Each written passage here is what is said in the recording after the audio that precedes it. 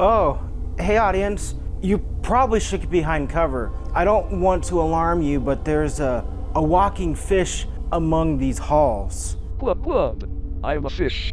Look at me go. Yeah, freaky little sucker, huh? Oh my gosh, Swiggity, audience, swiggity, I'm coming for no! that nudity. Hello. It seems that you're about to be mauled by some freaky ass fish. If you'd like some help, press 1 now. If you want to kill the fish, press 2 now. If you'd like to start this episode of Watersurf's Gaming Hour, press 3. You forgot about option 4. Option 4? Where you kiss me like you mean it, handsome.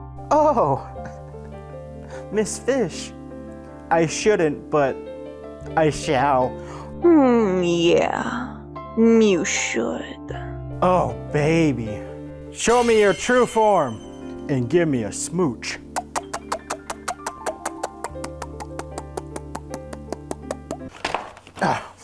Dang, she made a good fish sandwich. You know what they say, it's time to game on, fellows.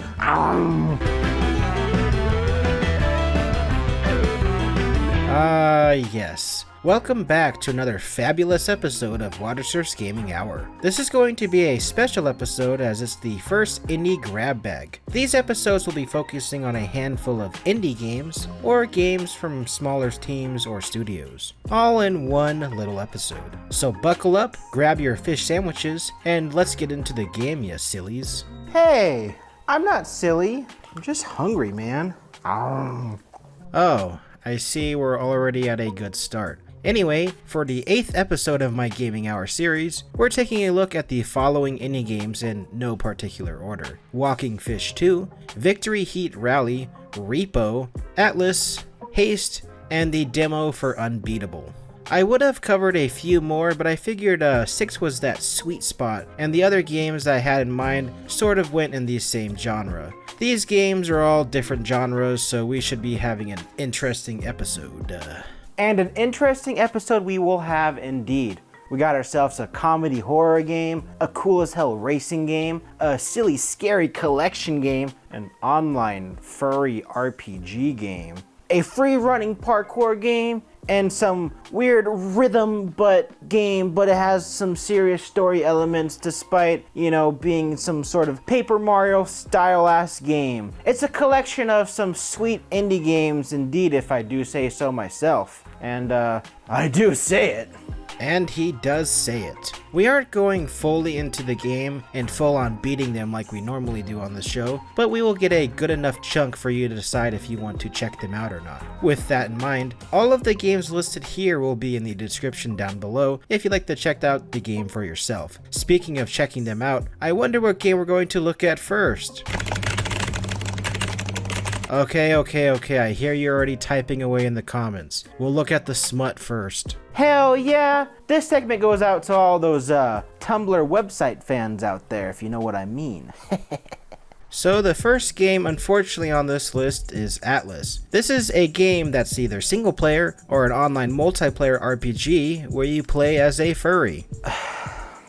Did I mention it also has a character customizer and lets you slide certain aspects of your character? Yeah, that's what I thought. Alright, you have my attention.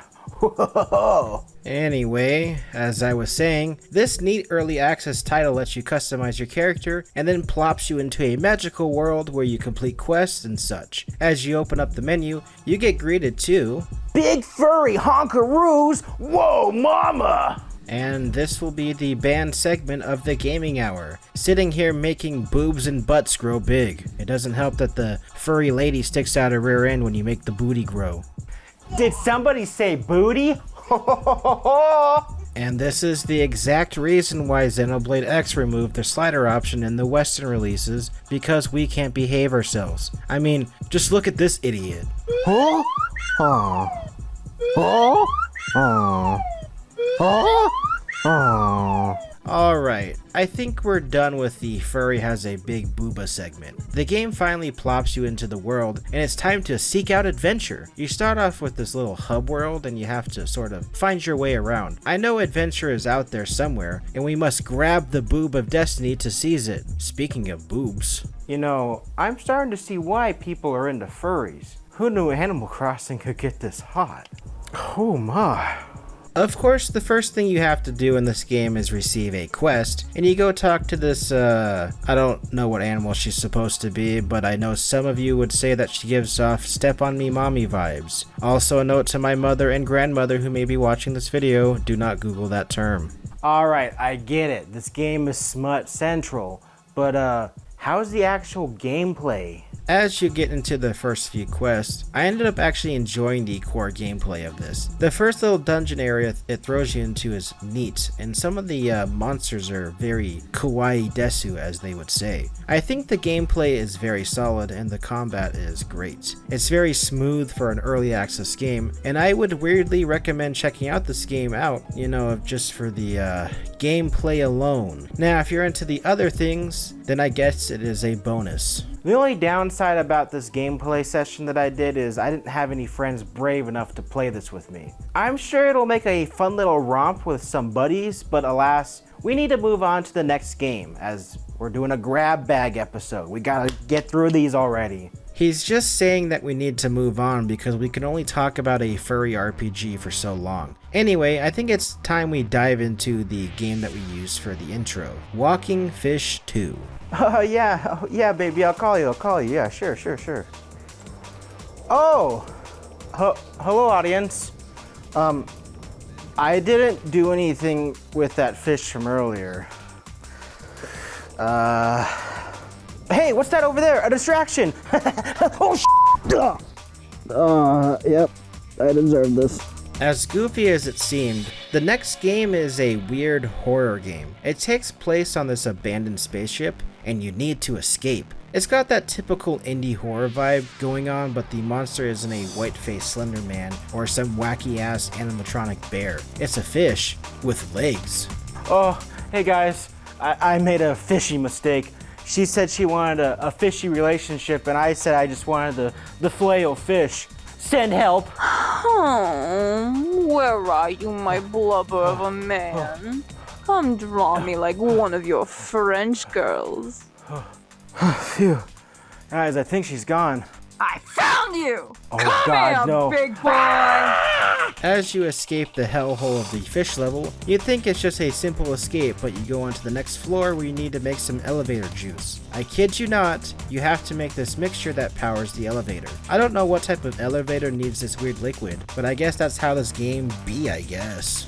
You know who else needs some liquid? Me, I'm really thirsty. Make sure you guys hydrate, my fellow gamers.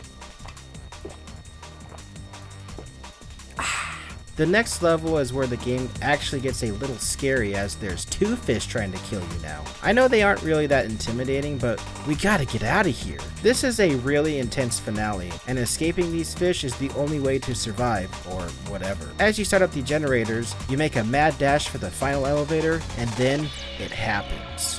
What the hell? Why did this janky-ass fish game crash? Well, that sucks. Hey genius, go to that website it's telling you to go to. Oh. Interesting. Yeah, so you actually go to this janky ass website and get a patch code. This is where the game goes from scary to what the hell is this? If you couldn't tell by now, this game was never taking itself seriously. It goes from this art gallery to some weird fish bucket game, and then you're in school for some reason? What the hell? Oh, hey my fishy classmates. I'm sorry for being an idiot goober. Get the out of my classroom, you furry-loving smut-ass bitch. LMAO. I'm the funny brain rot clock app voice. Oh, okay, bye. If you thought that was weird, you leave the classroom and you're actually the fish the entire time. Then it was all fake. It was just a movie inside the game, you idiot. You big stupid bozo. You've been bamboozled this entire time. Bet you didn't see that coming as this creepy ass fish director sits there and asks you to judge his movie game or something. I don't know. What even is this game? Are you even still watching this video? Alright, well that's enough fishy business. let's move on to something else. I feel like running. Do you? Well, make no haste, my friends, as the next game we are covering is the game Haste. This is from the developers of that wacky-ass game, Content Warning. They also made Cluster Truck and Totally Accurate Battle Simulator, but that's not important as this one is actually really neat. Imagine Tiny Wings but in 3D, and you're some anime chick. It was in development for a while, but I can say that this game is really cool if you're into that free runner vibe. I don't know why you're cutting to me, like I'm going to run around and do tricks and You think I can run that fast? Bro, do you know how hard it was to get out of that chair? Go back to the narrator guy. This game also has somewhat of a plot, but all I know is that I'm some lady and I have to run and it's really fast. The entire vibe of this game seems like it's one of those games you would put on in the background while you're narrating some terrible Reddit story or something. Not that the game is bad, but it's one of those, turn your brain off and just enjoy the running around bit. So there I was standing in line to get my sandwich, and the lady behind me kept telling me to hurry up. I don't know who this lady was, but the demeanor in her voice said that she really needed that turkey club. I don't even like turkey, but I said, "Lady, you can go ahead of me as I'm not in a hurry." This is where all hell broke loose, as I guess being nice and letting her cut caused this whole uproar about this nonsense of a story I'm rambling about. So anyway, Reddit, am I the butthole or not? Comment down below if you think Landfall Games makes some sweet ass games. But seriously, am I the butthole or not? Haste was one of those games that I played for about 30 minutes in my session for this episode, but I can say that it is a very relaxing, free runner, parkour type of game. The music is pretty banging, and I love jumping around. I sort of skipped through the plot, but everything that I did see was very well presented. It's well worth the price of admission, and it's perfect for the Steam Deck. This is just the LCD model, I don't have the OLED. I was an early adopter. The next game in this grab bag of an episode is going to be Victory Heat Rally. This was actually in my top 5 games of 2024 because gosh dang do I love racing games. The art style of this game reminds me of that chibi look that with the cars, but the fast like F-Zero or something. The music is also a bop. A really upbeat, happy hardcore feeling type of music. Hell yeah. Sorry, I'm a little hesitant when I get on the racetrack. In the last episode, I had some chibi-ass cars grow a face and then freak me the f*** out. I don't think it'll happen again. Ah!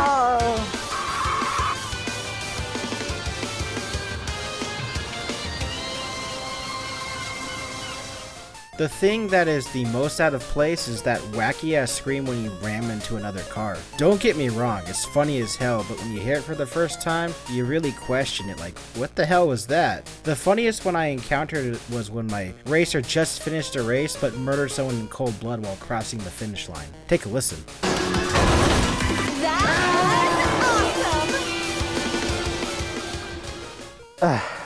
Despite this being a funny internet show, I don't appreciate being thrown around like a rag doll. Now you may think, oh, another car is just gonna come out of nowhere and ram me off screen because funny.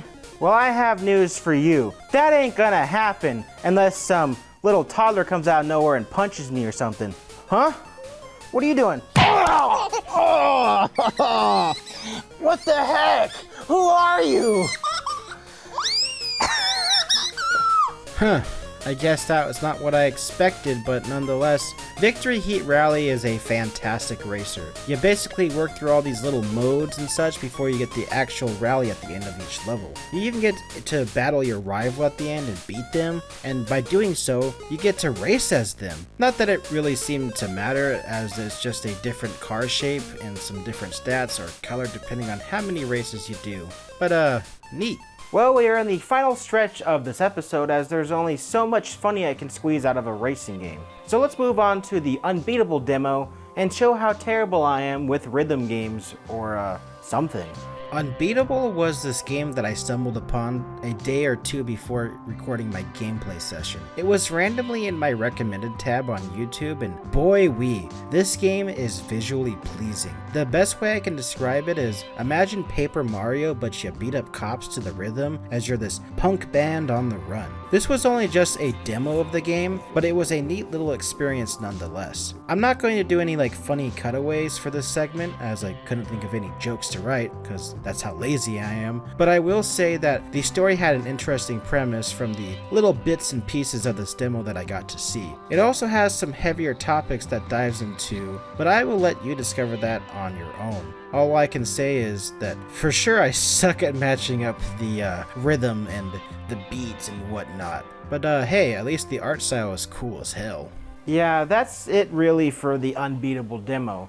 I would say just go check it out if you thought what you looked at was cool, and maybe even check out the full game when it does eventually release. Hey, when are we going to get the REPO funny moments? What the hell? You get out of here. Nobody watched my episode. Sad face. Well, they won't now if you keep interrupting the episode like that, you annoying bot. Anyway, it's finally time for the REPO segment of this episode. This is a co-op collection game where you go into creepy settings with friends and get some loot to give to a mysterious entity. It's like Lethal Company, but with silly little robots. And you ain't one of those silly little robots. I'm going to kill you until you are dead.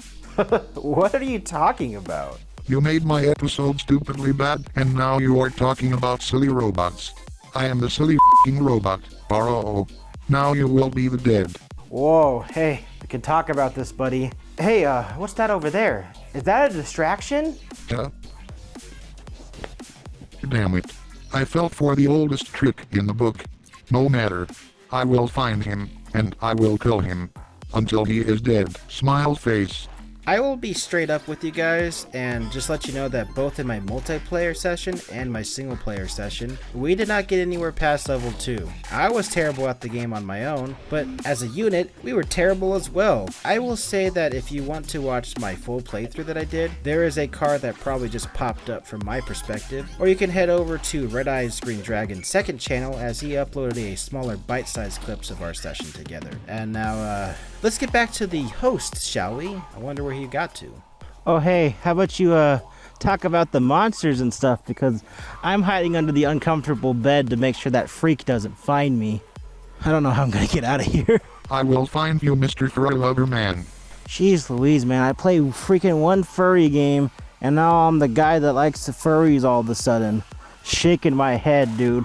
I mean, not literally, I can't shake my head under here. So the interesting part about REPO, besides the funny as hell bot animations, is the neat monsters you encounter. I will say though, I encountered way more monsters on my single player run of this game. Maybe it's just because they are more likely to attack you when you're by yourself, or it's just the devs' way of really getting to those goobers that want to solo level it. This is also why this game needs friends to play with, or you'll get spooked.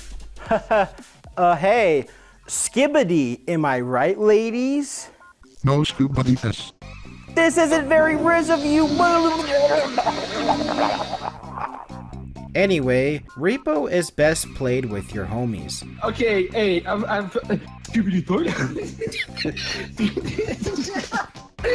Scooby Doo. Oh my goodness. I'm gonna flop you. Not only do you get to laugh at your friends getting chased by some face-hugging slime monster. What the hell is that thing? Oh my god, run. Help. Wait, you. Why are you so gross? Help. Why are you gross? Wait. But you get to have a fight to the death after you fail the mission. What? Oh, deathmatch.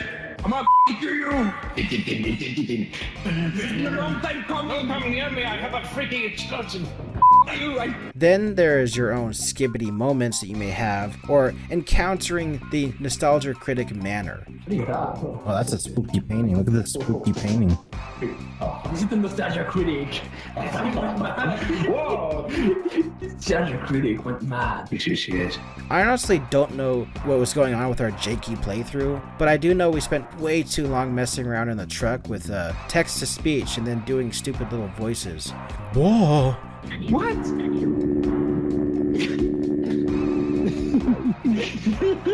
Alright, you're whispering. Oh!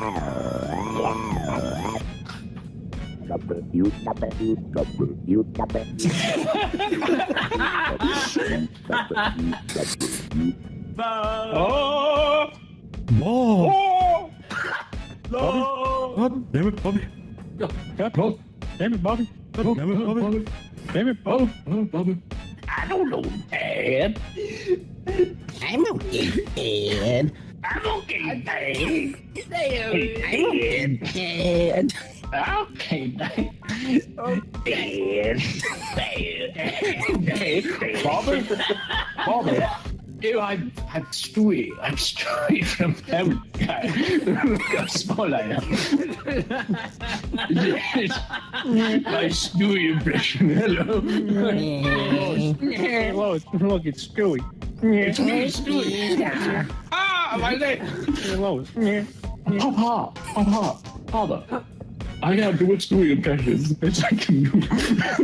That's probably the best that all of us could do. He got his accent.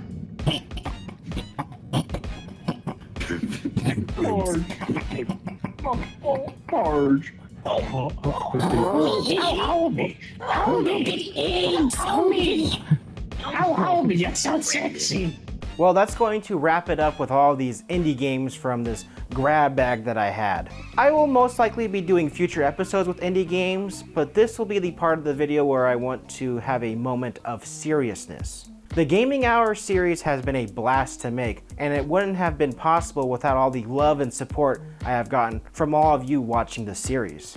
I took a risk with my pilot episode and sort of said thank you in the most recent episode of the Road Trip Arcade Edition to one of the two creators that inspired the series. Now with this episode, it'd be a crime not to thank the other creator who inspired the series. He normally covers a ton of those smaller indie games from like Itch.io, as well as he also does these like weird, funny roller coaster tycoon skits.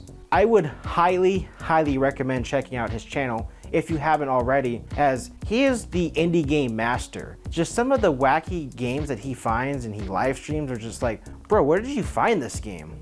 There is probably a card that just popped up in the corner that shows one of the videos that I had a small cameo in, but his own game reviews and such inspired this show greatly.